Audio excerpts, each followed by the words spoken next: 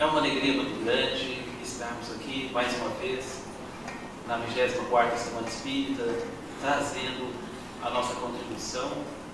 E antes de mais nada, nós queremos, com muita alegria do coração, agradecer à Aliança Municipal Espírita pelo convite que nos foi feito de estarmos aqui na noite de hoje. E ao mesmo tempo gostaríamos de parabenizar a Aliança Municipal Espírita pelos trabalhos que ela vem desenvolvendo nos últimos tempos, pela capacidade de articulação que essa instituição tem feito junto ao movimento espírita da nossa cidade. Nós temos a certeza e a convicção de que nós estamos vivenciando um momento novo no processo de renovação do pensamento. Nós estamos vivendo um processo novo, no processo de renovação das atitudes que condizem com o nosso meio espírita. E nós parabenizamos então a AMB na sua representatividade, sobretudo na figura do Eduardo, do Vicente e dos presidentes das casas espíritas que estão envolvidos nesse processo de integração, nesse processo de aliança que nós estamos vivendo. E é como que nós então estamos integrados nesse processo de renovação do movimento espírita no nosso meio municipal. E a responsabilidade que nos foi trazida hoje é de falarmos um pouco sobre o tema que foi colocado em questão, que é o tema mediunidade e educação. E para iniciar, nós vamos pegar então um pequeno trecho do professor Herculano Pires, quando ele, embasado na filosofia do professor Allan Kardec, no seu maravilhoso concurso junto aos espíritos, o professor Herculano Pires ele vem trazer para nós em uma de suas obras, nos seus tratados filosóficos sobre o espiritismo, uma parte muito interessante que vem falar sobre a nossa existência. Herculano Pires vem falar aí nas entrelinhas que todos nós, ou seja, o homem, ele é um ser de projeto. O homem é um ser que ele se lança na existência e atravessa como se fosse uma flecha rumo à sua transcendência, que na realidade é o objetivo da sua própria existência. Vamos explicar melhor o que o professor Herculano Pires quis trazer para todos nós. Ele veio nos dizer que todos nós somos seres de projeto, ou seja, que todos nós somos seres que ainda não estamos prontos. Todos nós somos seres que somos inacabados. Somos seres que caminhamos da perfectibilidade para a perfeição. Em busca de quê? Da evolução. Aliás, a evolução é o único propósito que nos une a todos. Todos nós podemos ter as nossas afinidades diferentes, os nossos pontos de vista diferentes, os nossos momentos evolutivos diferentes, mas um único propósito nos une, a evolução, que aliás é a finalidade pela qual todos nós estamos então reencarnados no nosso planeta. E todos somos seres de projeto, somos seres que somos inacabados, estamos em pleno processo de construção. E é interessante refletir nessa afirmativa do professor Herculano Pires, para a gente ter em mente que nesse processo, nessa longa trajetória da caminhada da existência até o nosso processo de transcendência, esse movimento ele solicita de cada um de nós a compreensão maior, o entendimento, o complexo fenômeno da vida, pela qual todos nós estamos inseridos. Isso porque, se nós refletirmos bem, o ato de ser, o ato de estar no mundo, e também o ato de existir, ele solicita de nós uma demanda aprofundada e perguntas acerca de nós mesmos, acerca da complexidade que reside dentro de cada um de nós. E nesse sentido, para que nós possamos então vivermos em equilíbrio, nós precisamos de respostas. Para vivermos em equilíbrio, nós precisamos de respostas de questões básicas, questões talvez simples, como por exemplo, quem que nós somos, o que nós somos, para onde nós vamos. E no segundo plano, talvez precisamos de respostas também para algumas questões que elas são de ordem mais complexa, como por exemplo, por que nós nascemos, por que nós vivemos, por que nós morremos. Todas essas questões existenciais, elas têm que ser respondidas para nós mesmos. E precisamos também de respostas a algumas questões de ordem prática, como por exemplo, qual o porquê do sofrimento em nossas vidas? Qual o porquê do processo da dor residir em nossas vidas? Por que em determinados momentos das nossas vidas nós nos encontramos com esses mecanismos que fazem parte do nosso processo existencial? Então, nesse sentido, nós apresentamos então o Espiritismo como o maior movimento histórico, social e moral de todos os tempos, acrescentando por sua vez um conceito de existência bastante importante, bastante significativo, um conceito denominado de solidariedade existencial.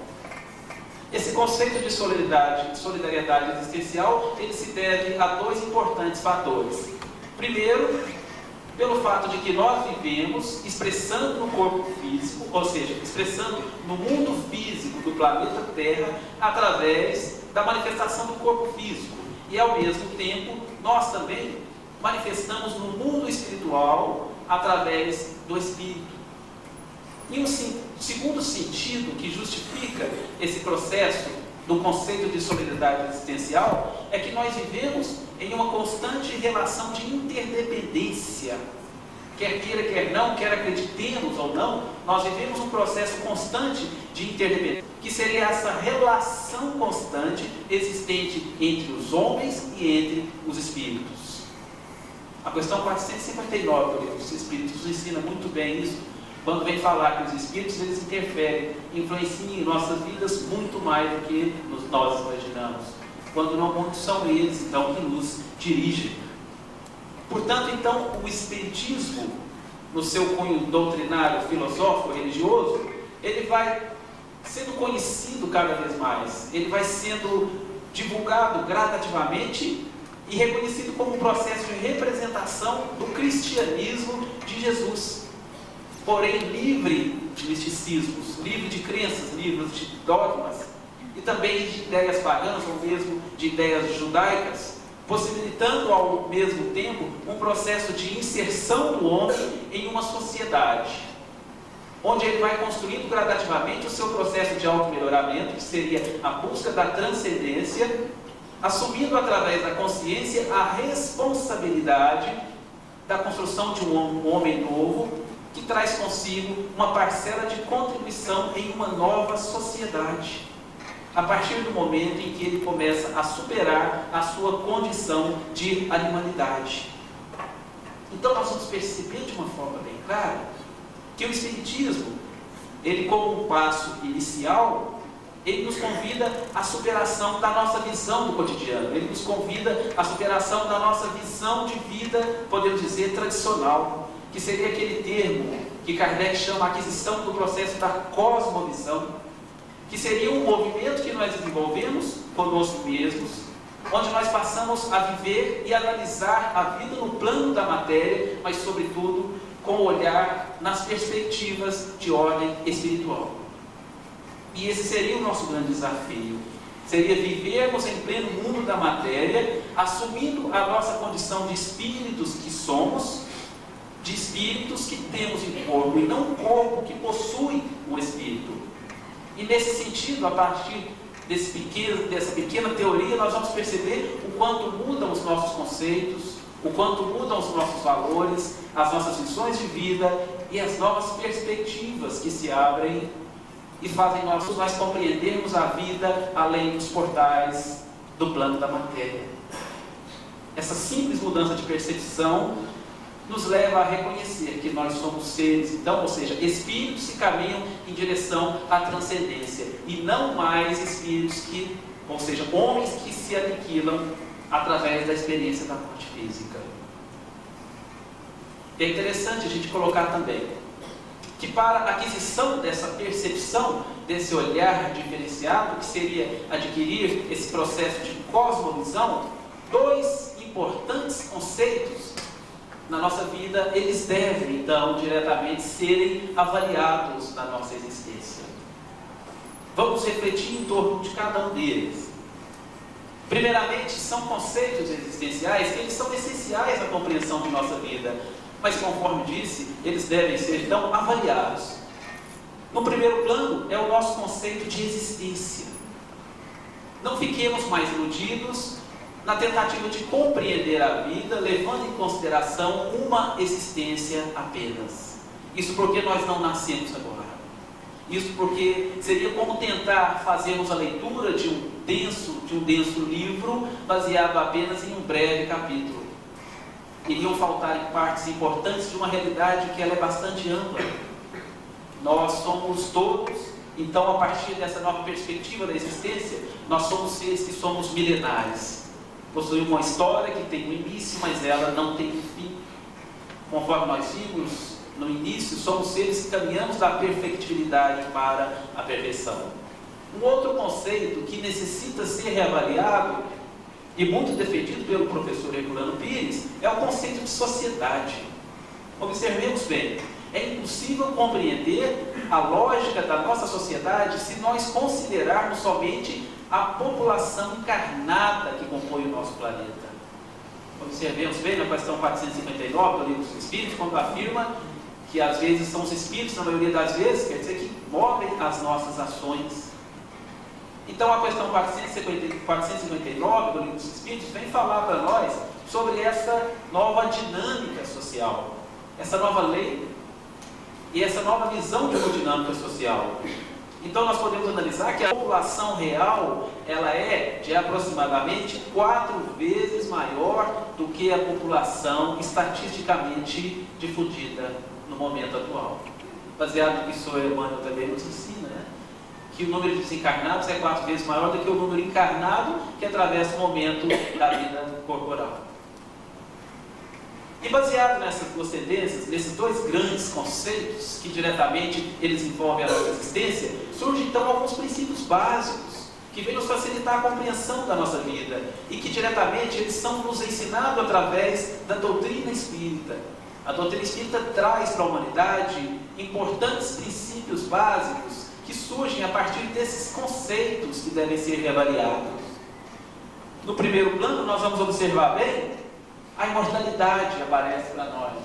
O processo da imortalidade, porque nós somos seres que temos a imortalidade para junto de nós. Já dissemos, caminhamos da perfectibilidade para a perfeição. Surge também um nome interessante, que é um fato comprovado. Surge também a reencarnação, que deixa de ser uma teoria, deixa de ser uma ficção, mas era uma realidade. Porque os vários processos encarnatórios que nós atravessamos, eles são, na realidade, capítulos que compõem a nossa história real, acreditemos ou não. Surge também um ponto muito interessante, que seria o processo da evolução. O processo da evolução, que é um ponto comum na vida de todos nós. Nós reencarnamos quantas vezes forem necessárias, para que nós possamos construir a partir daí a nossa transcendência, que seria a superação do nosso processo de animalidade. E um outro ponto interessante seria a condição de espíritos que nós assumimos. Nós não somos mais simples homens a partir da doutrina espírita. Nós passamos a ter um processo de promoção. Nós somos promovidos, então, à condição de espíritos. E podemos, a partir daí, nos comunicar em todos os momentos, seja na condição de encarnados, estejamos na condição de desencarnados, podemos nos comunicar pelas vias do pensamento e também pelos caminhos da mediunidade. E um outro conceito que passa a ser mudado é o conceito de ser. Observemos bem, porque nós vivemos a partir daí um intenso numa relação de independência, onde o plano físico e o plano espiritual, eles convivem mutuamente numa relação de interdependência. E aí nós podemos definir que não existem fronteiras demarcatórias, onde começa o plano espiritual e onde começa o plano espiritual, porque as diferenças elas são apenas de uma ordem vibracional. E um outro conceito que surge de uma forma bastante fundamentada é o conceito de pluralidade dos mundos, também divulgado pela doutrina espírita.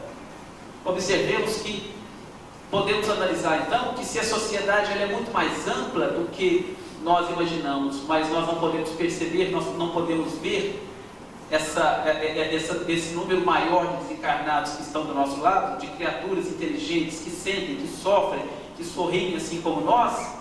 Então nós podemos perceber que habitam nesse mesmo espaço seres também, seres vivos, e que aprendem, assim que como todos nós estamos também inseridos nessa fantástica pedagogia da vida. Então, dessa forma, todo esse conjunto de conceitos, todo esse conjunto de reflexões, eles vão nos remeter a uma importante síntese. Observemos bem, quando o Senhor Emmanuel, ele vem trazer para nós uma frase muito interessante. Ele vem nos dizer que a Terra é a morada provisória de espíritos que convivem mutuamente em um intenso processo de intercâmbio, submetidos ao imperativo da educação rumo à conquista da felicidade. Então observemos todos que nessa frase do Senhor Emmanuel aparece com grande propriedade dois importantes mecanismos que na realidade eles permeiam a nossa vida, eles permeiam e facultam o nosso processo de evolução. Vocês vão observar bem, quando Emmanuel fala sobre o intenso processo de intercâmbio, ele vem nos ensinar sobre o processo da comunicação. Ele vem falar diretamente sobre o processo da comunicação, sobre o processo da mediunidade, sobre a importância do pensamento, sendo uma das peças importantes para que esse processo de intercâmbio possa ser possível. E a gente vai observar também que Emmanuel fala da educação, desse processo que todos nós estamos inseridos, que nos conduz então à evolução sobre aqueles dois aspectos imprescindíveis que nós conhecemos, que é a evolução no nível intelectual e também a evolução a nível moral. Porém, nós vamos observar bem que a doutrina espírita fala de um conceito de educação bastante diferenciado do conceito de educação que habitualmente nós conhecemos. Um sentido e um conceito totalmente diferente do conceito que é reconhecido oficialmente. Seria uma educação na visão espírita que nos mostra alguns conceitos importantes, como por exemplo, a educação na visão espírita, ela trata-se de um processo que abrange a totalidade da vida, um processo por onde ocorre a transformação do ser e, consequentemente, na medida que o ser se transforma, ele passa a contribuir com o processo da humanidade.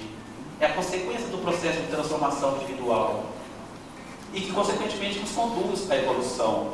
Então, nós vamos observar bem que em todos os momentos da vida, em todas as instituições da vida, nós vivenciamos e também nós sofremos o processo da educação. Nós incorporamos o ato de educar. E, ao mesmo tempo, nós vamos observar, essa frase quem coloca para nós é Joana de Ângeles, aí nós vamos observar no Livro dos Espíritos, na questão de número 917, quando o Espírito de Verdade vem falar para Kardec que a educação, se bem entendida, ela é, por sua vez, a chave do progresso individual. Ou seja, é um processo de educação comprometido realmente com o progresso do ser e, em consequência, da humanidade que se transforma. E a humanidade que, consequentemente, ela reside dentro de nós, porque a nossa cultura tem o hábito de ver a humanidade como algo distante, mas a humanidade reside dentro de cada um de nós, assim como a sociedade também. Então, nesse sentido, nós vamos perceber muito bem que a vida, ela é um processo educativo, ela é um processo constante, é um processo permeado de vivências, de aprendizados, onde o espírito reencarnado no plano da matéria, ou mesmo na condição da erraticidade, ele é convidado a fazer as suas escolhas. E nós muito bem disso, quantas escolhas na vida depende unicamente de você. Quantos momentos nós somos chamados para tomarmos decisões que cabem a nós e não a outra. A nossa vida é permeada de momentos em que nós aprendemos e que nós devemos tomar determinadas ações, que são da nossa inteira responsabilidade.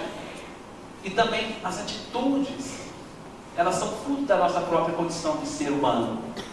Os nossos desafios, eles estão permeados na nossa existência. A todo momento um desafio novo. As 24 horas do dia que cessam, amanhã com certeza trarão para nós mais desafios que fazem parte do nosso processo existencial. Muitos deles estão nos aguardando lá fora, da mesma forma que nós deixamos quando aqui entramos. Os desafios fazem parte do complexo fenômeno existencial. As conquistas, o quanto elas nos enriquecem, o quanto as conquistas elas nos planificam. É bom conquistar algo que a gente lutou, que nós nos esforçamos, não é? Elas estão ligadas diretamente ao nosso processo existencial, ao nosso processo de planificação. a construção do nosso processo de transcendência. E também as frustrações. Quem é que não se frustra? Por vários motivos, sejam motivos materiais, motivos de ordem particular, de ordem relacional. As frustrações, elas permeiam o dia a dia de todos nós que estamos em processo de construção. E também as perdas. É muito interessante como que nós não estamos acostumados a perder, né? E a verdadeira educação tem que nos ensinar isso também. O processo educativo, ele também envolve perdas, envolve ganhos e perdas.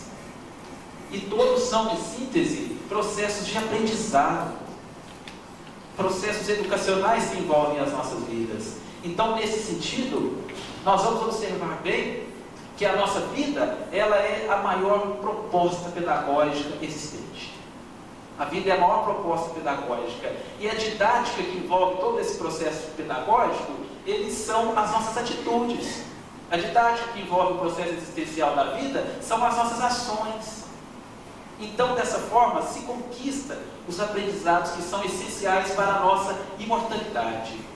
Por isso, então, é necessário que uma educação verdadeira, ela tenda a do espírito, e não simplesmente a vontade dos homens. É interessante que dentro dessa nova dinâmica, nós passamos a compreender o processo reencarnatório sem nenhuma revolta. Porque nós passamos a entender que a vida, ela é um processo que ela é pré-elaborado, um processo pré-construído, que vem atender às nossas necessidades espirituais e não às nossas vontades humanas. Aí nós passamos a compreender como funciona o processo reencarnatório do espírito. Aí nós vamos ver em Kardec um conceito de educação, e conforme nós colocamos, um conceito de educação que é diferente do conceito habitual. Quando o Espírito de Verdade traz para Kardec, então, que educar, na questão 685, é a arte de formar os caracteres a que se dão os hábitos. Então, neste momento, nesse sentido, o ato de educar passa a ter essa conotação diferente. É o que nos apresenta o Espírito de Verdade. É o processo de educação que ele deve acontecer, então, de dentro para fora.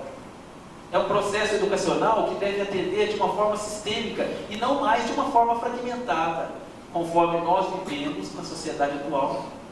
É um processo educacional que visa atingir o ser, então, na sua integridade. Seria, conforme fala Carlos Toledo Enzini no livro Evolução para o Terceiro Milênio, uma evolução do ser para o ser. Caminhando um pouco mais, nós vemos um conceito de educação conhecido. Educação significa ex ducere, que seria o que no latim? Tirar de dentro para fora. E a educação precisa de ter esse sentido global, não um sentido dicotomizado. O sentido não pode ser mais fragmentado. Visando atingir o ser integral, visando atingir o ser, então, na sua plenitude.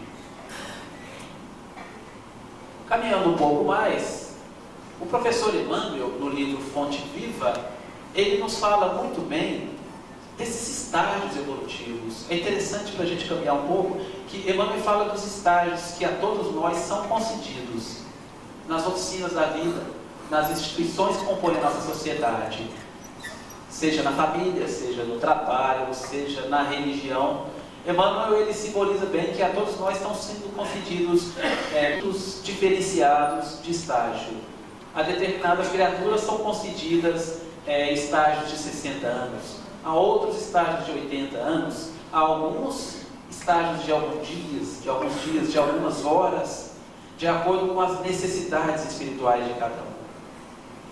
E nós vamos ver então aí que a educação que insere o ser pleno na pedagogia da vida, lançando a um verdadeiro estágio nas várias instituições sociais. E essas instituições, sejam elas no plano da matéria, desdobrando essas mesmas dimensões nos planos espirituais. Observemos bem, nas dimensões espirituais também existem instituições, e com toda certeza instituições, esperamos que sejam instituições melhores do que as nossas. Mas o processo da educação continua, tanto na dimensão da matéria, como na dimensão extracorpórea. Nós vamos ver também pelo Espírito de Camilo, que a educação legítima, ela trata-se de um processo circundado pelo Espírito, que vivencia momentos diferenciados, ora na vida, na matéria, ora também no processo de erraticidade.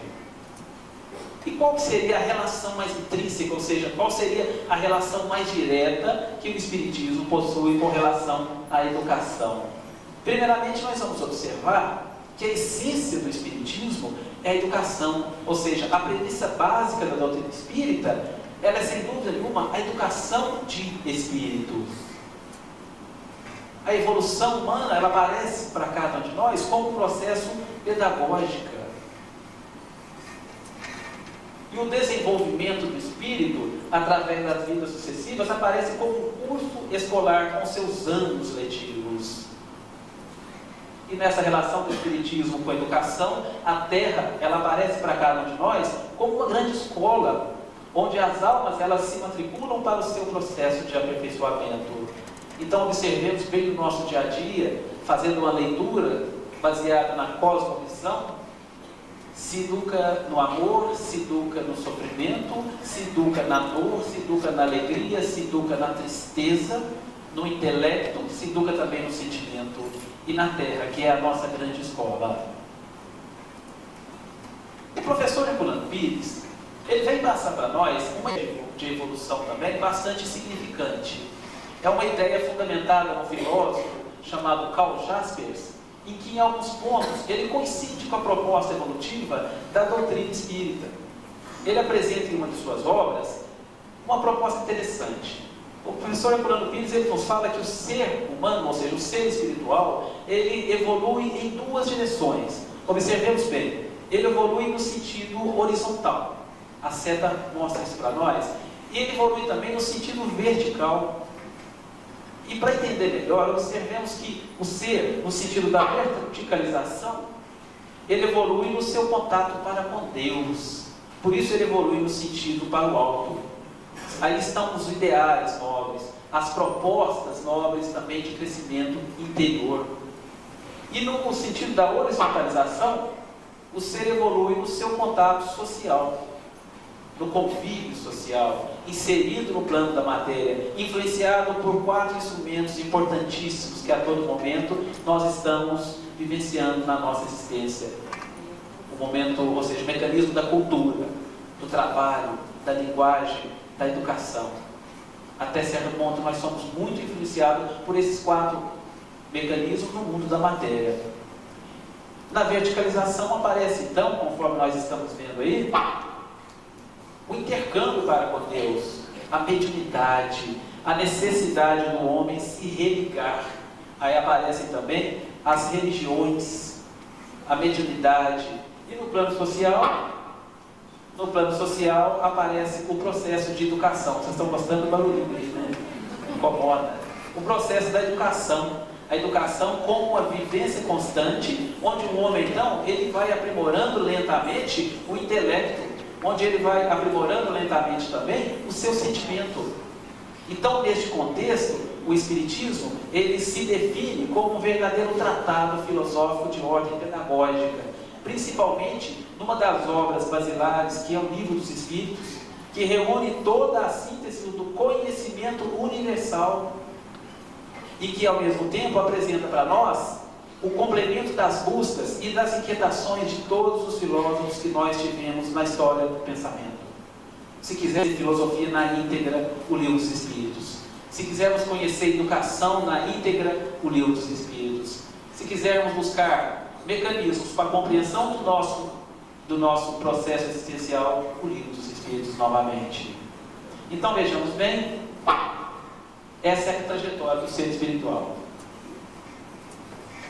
Herculano Pires fala em uma de suas obras, analisando o processo pedagógico direcionado na didática do Livro dos Espíritos, ele vem colocar para nós que o Livro dos Espíritos, ele trata-se de um manual de educação integral e que ao mesmo tempo oferece para todos, ou seja, para a humanidade, para a sua formação moral e espiritual na escola da Terra. Então observemos bem a importância de conhecermos cada vez mais um livro que fala de nós para nós, que fala das nossas necessidades existenciais e das nossas necessidades espirituais. E o que seria ser espírita? Interessante que, acompanhando essa fala do professor Herculano Pires, ser espírita, ter o conhecimento necessário, seria engajar-se num processo de autoeducação, cujo fim mal podemos entrever. Ou seja, às vezes nós não temos a percepção da abrangência do conhecimento espírita na nossa vida. Às vezes nós não temos a percepção do alcance do conhecimento espírita no nosso processo educacional. Dora Encontre, ela fala para nós o seguinte, que a educação, ela envolve responsabilidades e não envolve transferências. E é interessante que no nosso dia a dia nós fazemos muito isso, né? Nós transferimos a nossa tarefa de educar para outras pessoas. Eu abro um espaço para contar uma experiência individual. Alguns anos atrás, numa das escolas que nós trabalhamos, nós tínhamos reuniões avaliativas. E havia um momento em que nós saímos do grupo e iríamos fazer reunião com os pais, em separado. Aí, em determinado momento, o pai me chamou e me pediu atenção. Olha, professor Evaldo, eu gostaria muito que você aconselhasse para mim, aconselhasse o meu filho. Aí eu perguntei, qual que é o problema que ele atravessa? Olha, é porque o meu filho está fumando muito. Agora pensem bem. Aí eu fui pensar, eu fui dialogar com este pai. Mas talvez esse papel não seria o seu papel como pai dessa criança. Aí ele disse, não, mas tem um problema muito sério, que eu não posso corrigi-lo, porque eu também fumo muito. Então observemos bem, o processo de educação, ele exige de nós responsabilidade, ao mesmo tempo, exemplo. Aí eu disse para ele que talvez o melhor caminho para esse problema grave familiar seria ele então diminuir o hábito de fumar, ou mesmo até parar de fato de fumar, para poder ter autoridade de corrigir o seu filho. Aí ele se alterou comigo e disse, mas quem é você para falar o que eu devo fazer? Eu disse para ele, eu sou aquele que você está transferindo a responsabilidade de educar o seu filho. E nós fazemos isso, se a gente observar a nossa vivência. Às vezes nós transferimos a responsabilidade da educação de nossos filhos para as nossas sogras, para as avós. E nós espíritas às vezes fazemos isso, nós transferimos a responsabilidade da educação, da evangelização para as nossas evangelizadoras. Quando nós levamos os nossos filhos na porta do centro e depois voltamos para buscá-los. Então a educação é um processo intransferível, a educação é um processo individual, que solicita de cada um de nós responsabilidades e ao mesmo tempo solicita também exemplos, né? É o que Dora Encontre coloca para nós no livro Educação para o Espírito. E quando a gente mostrou aquele gráfico na visão de Karl Jaspers, representado ali também com o trabalho do professor Herculano Pires, nós vimos que o ser, ele evolui no sentido vertical, na comunhão para com Deus. E é nesse sentido que a doutrina espírita, ela nos apresenta então a mediunidade. E o que seria a mediunidade? No sentido habitual, no conceito oficialmente reconhecido, a mediunidade significa, antes de mais nada, intercâmbio. A mediunidade significa um processo, então, de ligação que faculta o encontro de dois segmentos que se encontram, então, divididos. A mediunidade, ela seria, então, essa ponte que faz a intermediação de dois lados que estão temporariamente divididos. Já na visão espírita, a mediunidade ela tem um conceito, ela transcende o conceito habitual que nós conhecemos. A mediunidade aparece então como uma faculdade, que ela é orgânica, de todos aqueles que são dotados, as criaturas, que têm elas em maior ou menor grau de desenvolvimento. É um conceito interessante da mediunidade. A mediunidade também ela está inserida na vida como um todo, assim como a educação também. E observemos que ela é uma faculdade do conceito espírita de todo aquele que é médium, ou seja, de todo aquele que funciona como intermediário do plano físico para o plano material, ou seja, do plano espiritual. Então observemos bem que nós apresentamos que a mediunidade ela faz parte desse processo de intercâmbio. Ela, na ótica da comunicação, ela é um processo que contribui de uma forma imprescindível para o processo de evolução do ser e, consequentemente, da humanidade. Porém, ela é uma faculdade que ela está inserida na vida como um todo. Isto porque, na conceituação de Kardec, apresentado de uma forma com propriedade, ele mostra no livro dos médios que todos nós somos médios. Somos seres que somos médios e que varia somente no grau, varia na intensidade e no tipo da faculdade pela qual nos fazemos portador. Então, no plano deste intercâmbio, na ótica da comunicação, a nossa própria vida passa a ser vista como um processo pleno, como um fenômeno mediúnico.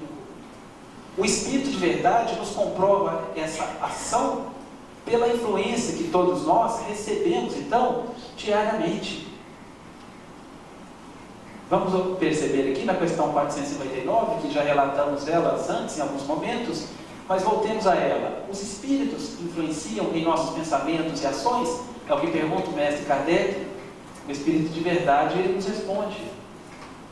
A esse respeito, a sua influência é maior do que credes, porque frequentemente são eles que vos dirigem. Está no meio dos espíritos.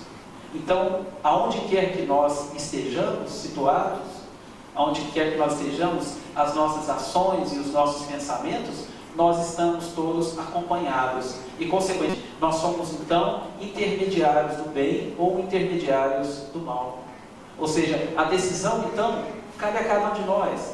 A decisão, assim como a responsabilidade gerada pelas consequências dos atos individuais, que compete a cada um de nós. Talvez o maior equívoco seria nós culparmos os espíritos pelas nossas ações, ou mesmo afirmar que nós somos anulados devido às influências que nós recebemos. Porque a ação cabe a cada um de nós concretizá-la por sua vez ou não.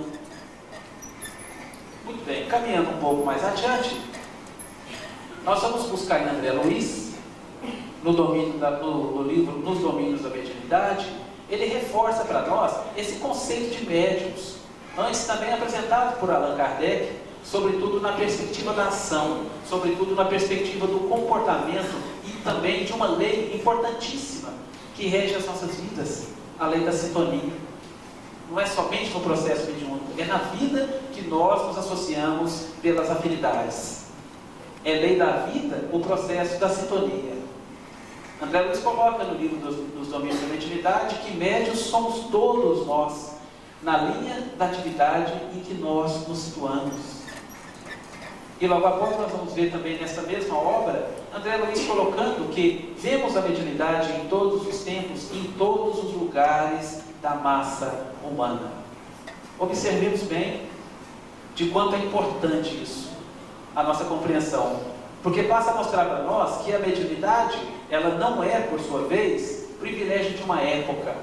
Ela não é privilégio de um grupo, não é privilégio de um povo e nem de uma religião específica, e nem de uma determinada condição social, e nem de uma determinada formação, podemos dizer assim.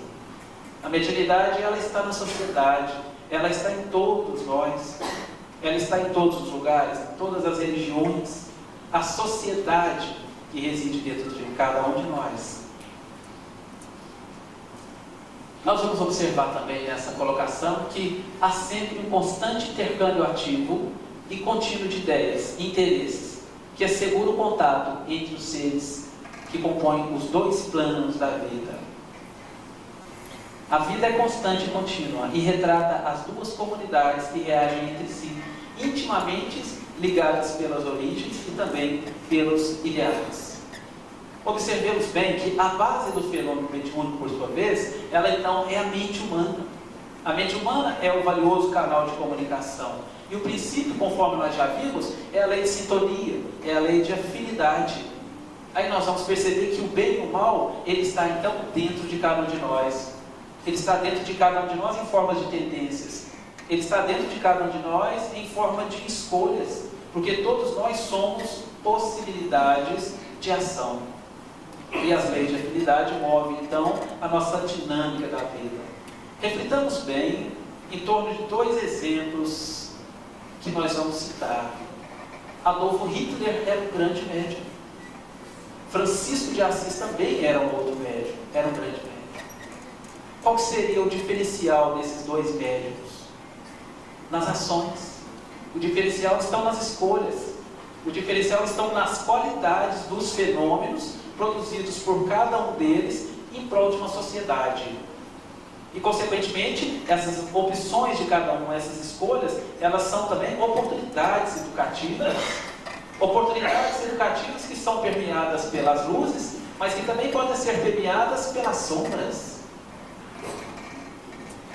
Caminhando um pouco mais, a título de uma síntese lógica dos nossos conceitos, das nossas reflexões, nós vamos observar muito bem, de uma forma clara, no Livro dos Espíritos, na questão 456 até a questão 469, quando o Espírito de Verdade, ele vem nos ensinar sobre esse processo de influência constante que todos nós recebemos. Observemos bem, compreendendo a intervenção dos Espíritos. É uma questão lógica, já afirmada aqui na noite de hoje. Todos nós estamos rodeados incessantemente pelos Espíritos. Não conseguimos ocultar deles os nossos atos e pensamentos. Portanto, nós não conseguimos ficar sozinhos mais. As nossas intenções, elas estão muito claras para o plano visível. Os nossos atos e pensamentos, eles nos influenciam muito mais do que pensamos os nossos atos e pensamentos. Os espíritos bons, eles nos aconselham para o bem. E os maus, para o mal e para o sofrimento. Eles querem também que nós soframos igual a eles. Podemos anulá-los através de um mecanismo eficaz, que é a prática do bem. É simples, né?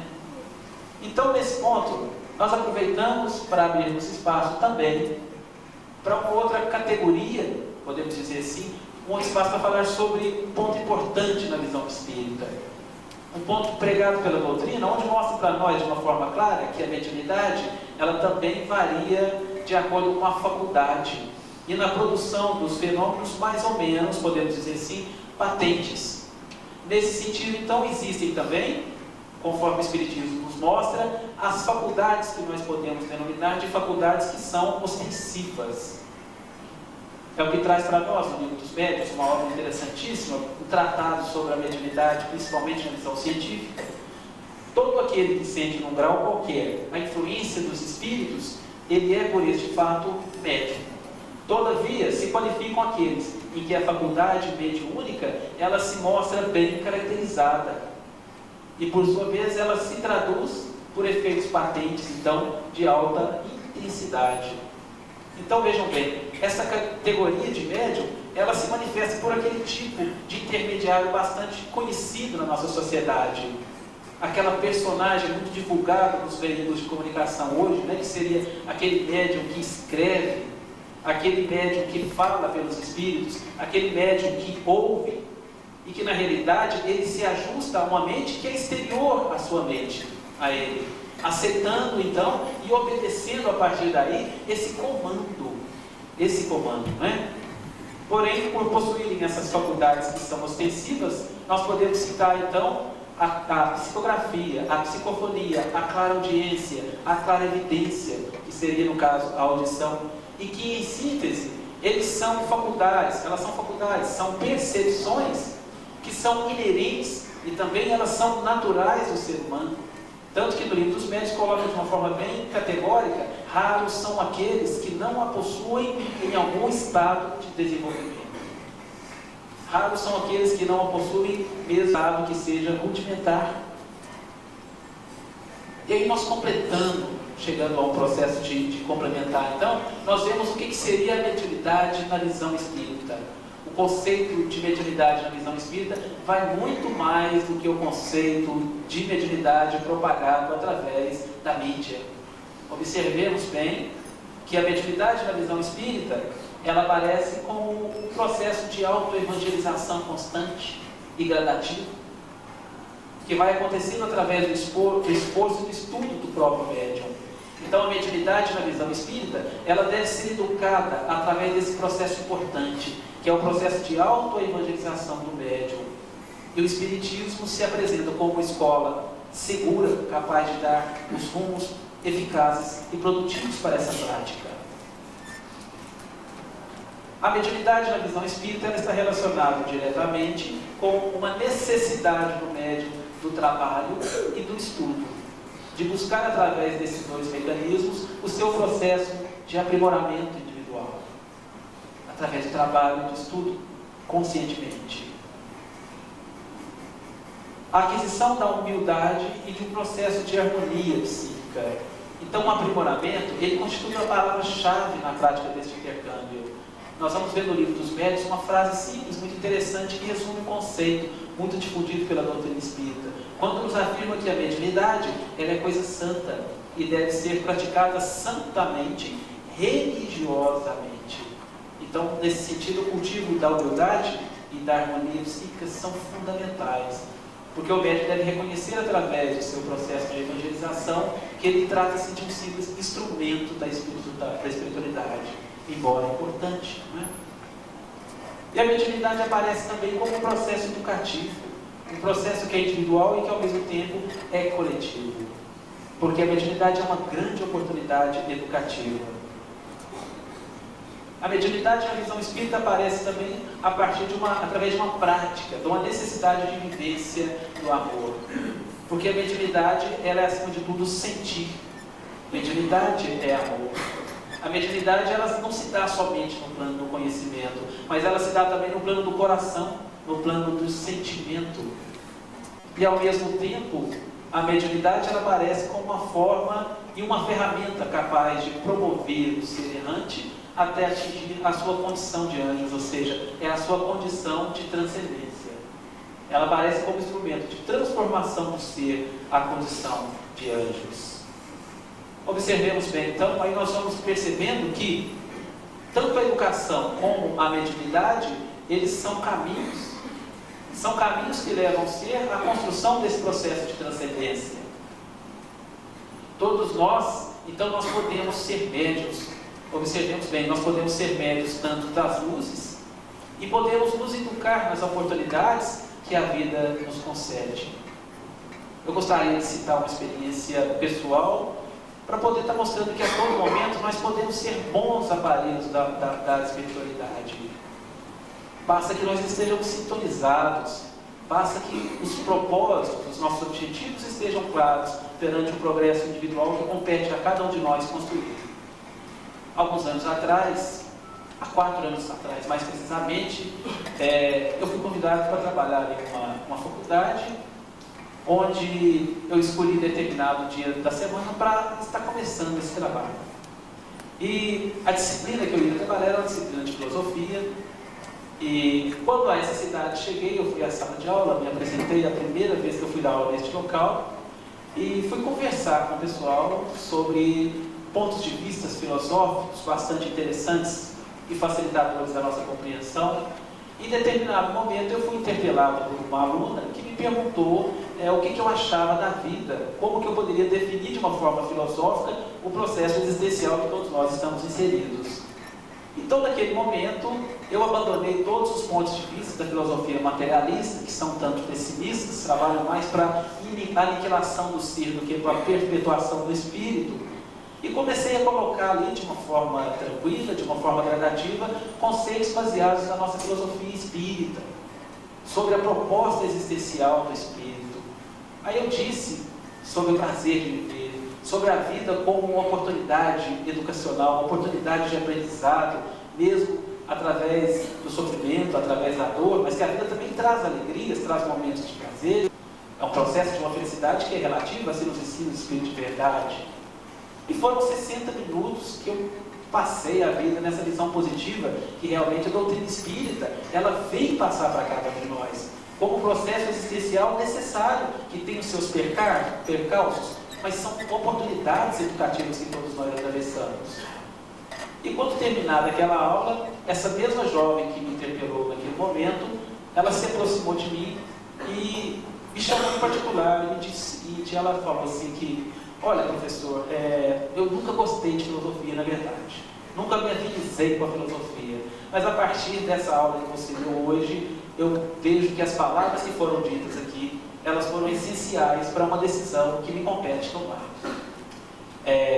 Eu gostaria de lhe dizer que eu sou namorado há vários anos e estou grávida precocemente, tem 2, 3 meses que eu estou grávida, e amanhã pela manhã nós estaríamos indo a uma cidade próxima, onde estaríamos provocando um aborto. E graças às ideias que foram passadas aqui acerca da vida, eu tomei a decisão de não mais praticar esse ato. Mesmo que o meu namorado não assuma a paternidade deste filho, a partir desta aula de filosofia, eu assumo a paternidade sozinho.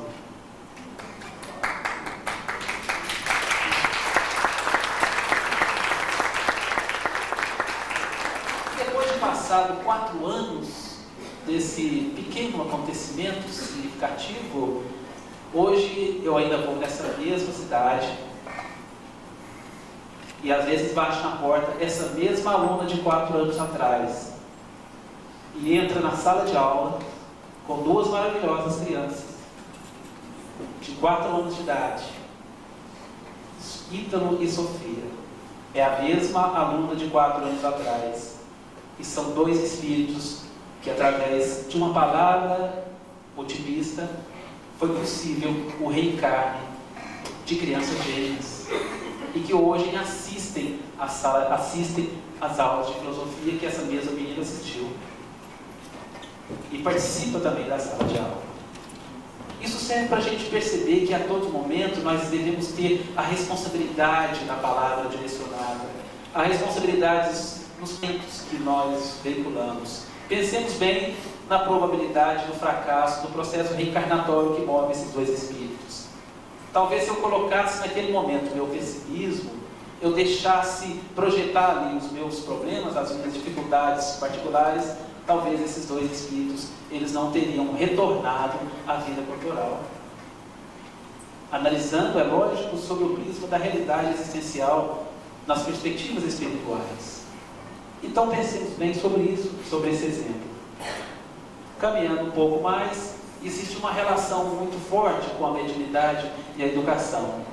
Porque a mediunidade e a educação, elas são as 2 grandes forças que se encontram em prol da evolução humana. São os 2 grandes fenômenos em prol da compreensão da vida, capazes de conduzir o homem, então, à condição de anjos. São 2 grandes fenômenos, a mediunidade e a educação, capazes de conduzir o ser da aquisição de suas potencialidades à concretização do ato, que seria a condição de perfeição. Pensemos bem, então, o professor Emmanuel, ele nos fala na lição 156 do livro Fonte Viva, uma frase muito interessante. Ele coloca para nós que todo lar que compõe a sociedade humana, ela abriga anjos em processo de potencialização. Pensemos bem, todo lar que existe na nossa sociedade, existem anjos em processo de aprimoramento. E nós vamos ver muito bem que na questão 776 do Livro dos Espíritos, o Espírito de Verdade também afirma que todos nós somos seres que caminhamos nesse mesmo sentido, da perfectibilidade para a perfeição. Então todos nós, dentro dessa perspectiva, todos nós somos candidatos à condição de anjos. Todos na sociedade, os indigentes, os criminosos que passam os dias e as noites numa cela. Essa cela, ela também abriga um anjo em processo de potencialização.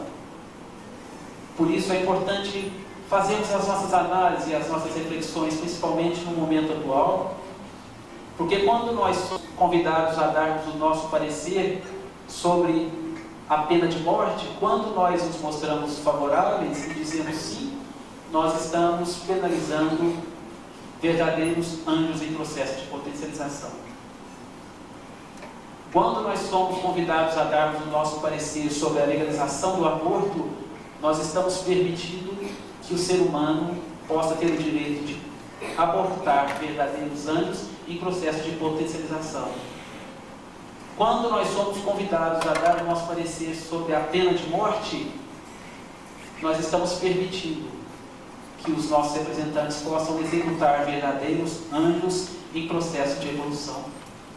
Quando nós somos convidados a dizermos sim ao processo da eutanásia, nós estamos permitindo que o próprio ser humano possa desligar verdadeiros anjos em processo de potencialização.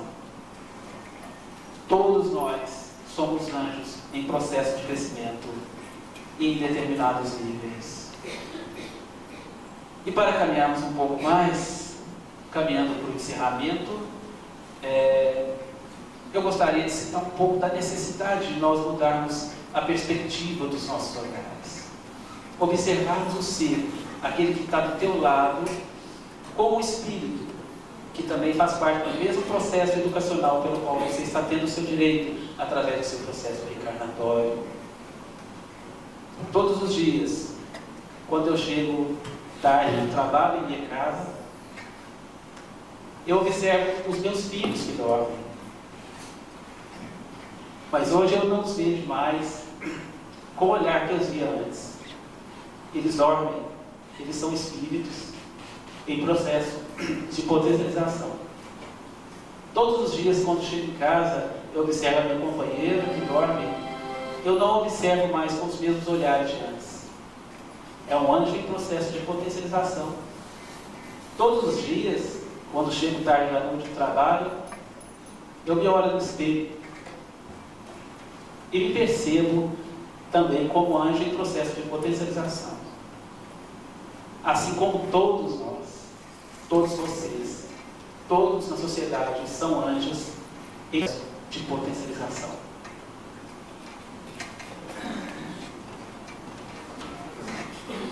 E nós vamos aproveitar o ensejo para deixarmos também aqui as nossas reflexões, para deixarmos aqui nessa oportunidade a nossa mensagem final, nossa mensagem de paz, de muita alegria e de um agradecimento interno de coração para todos que estão aqui nessa noite nos ouvindo, sejam encarnados, sejam desencarnados, fazem parte da nossa sociedade, não é?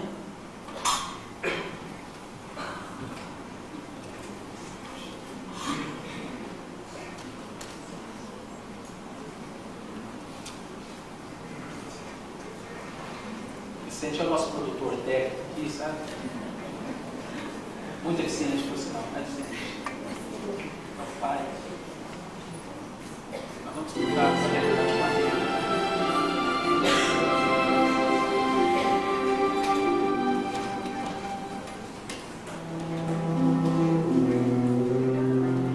Este é o nosso mundo escola. Nosso endereço é o sistema solar. Nossa grande marca é o planeta azul. O espaço onde habitamos, onde se conjugam ar, água, terra e sol. Belos e magníficos horizontes. São cenários inesquecíveis. São belas paisagens que jamais serão esquecidas em toda a nossa história.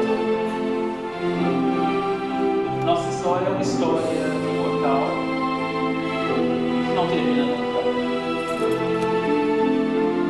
Marcada por alegrias, marcada por conquistas, marcadas por perdas, por vitórias, por sorrisos e por lágrimas. É esta a nossa morada temporária, nosso lar escola, onde vivenciamos a verdadeira educação para a vida. É aqui que nós passamos e hoje aqui estamos. Muitos também por aqui passaram e retornam sempre através das reencarnações, deixando as suas marcas. Muitos nos ensinaram tanto, falaram e viveram grandes ideais. São nossos grandes educadores, todos sintonizados com Jesus, o maior educador de todos os tempos e o maior de todos os médios, o verdadeiro médio de Deus. E anterior e também posterior a ele, muitos caminharam, aprendendo e nos ensinando muito. grandes vidas, grandes mestres, grandes médios de Deus. Platão, Sócrates, Rousseau, Pestalozzi, Kardec, Francisco e Franciscos, Francisco de Assis, Cândido Xavier. Aliás, que saudades desses Franciscos, que muito nos encheram o coração de alegria e a mente de muitos aprendizados. Aliás, nenhum Francisco falou ou sentiu com tanto amor. Por isso, obrigado Deus, obrigado Jesus, por ter nos enviado tanta luz.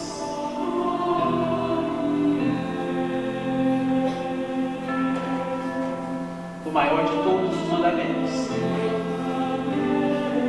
amarei o Senhor, vosso Deus, de todo o vosso coração, de toda a vossa alma e de todo o vosso espírito.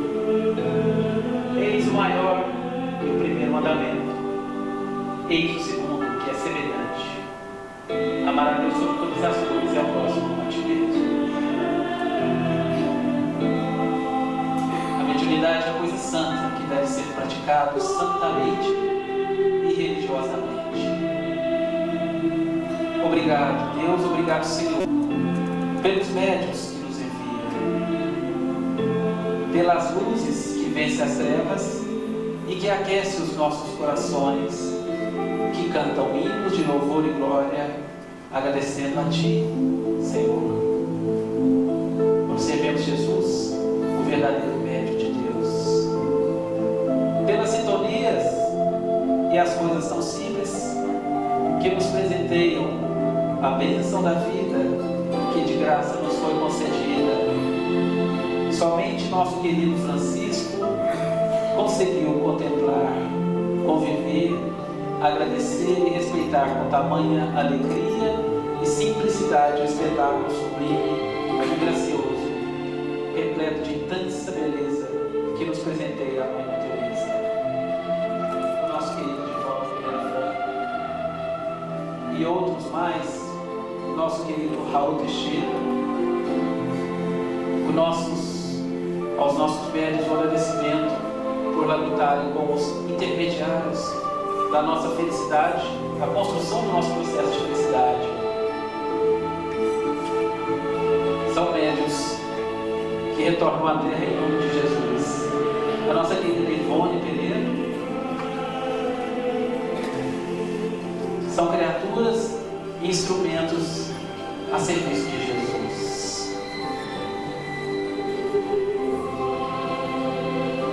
Observemos bem, Giovanni de Pedro de Bernardone, nascido em 1181 em Assis, é o nosso querido Francisco de Assis.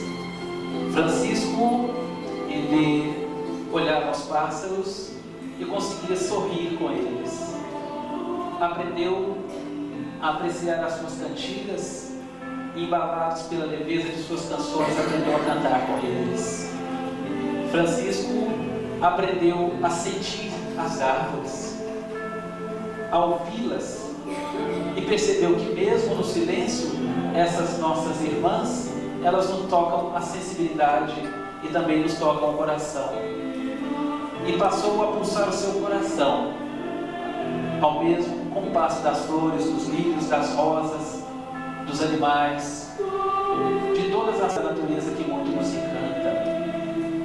Francisco de Assis aprendeu a conversar com as pedras, a conversar com os animais, a ouvi-los e a ouvi-las em seus diálogos simples e solitários, e sentindo suas respostas que lhe tocavam de leve o seu coração.